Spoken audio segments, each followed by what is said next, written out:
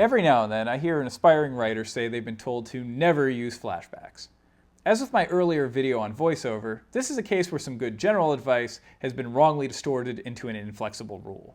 It all depends on how they're used. In the wrong context, yes, they can be lazy ways of explaining backstory.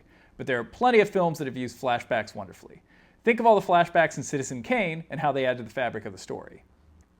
Consider Batman Begins and Watchmen, both of which use flashbacks to illuminate the backstory of their main characters in a way that didn't feel lazy or weak. The difference there is that the flashbacks all fit into the fabric of the larger main story. It was necessary for us to see Bruce Wayne's parents being killed and how he reacted years later to their killer being freed, because all of that played into his character arc in the present.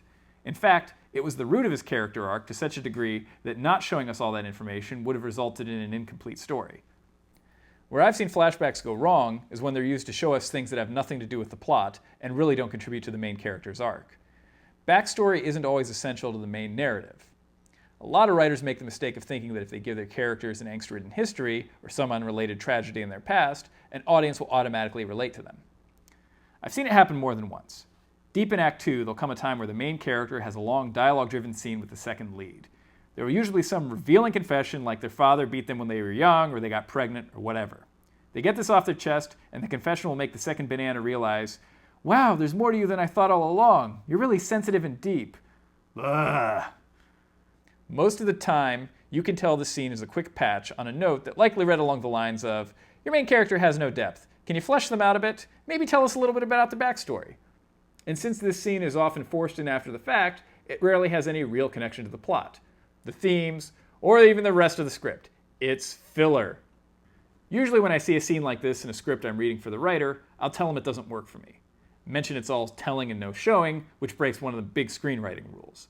Often I'll suggest we should see what's revealed in this scene elsewhere in the screenplay. And so what do they do in the next draft? They'll turn the monologue scene into a flashback. Now it's not telling, it's showing, right? No, it's still telling us in a way, because it's such an on-the-nose way of revealing backstory.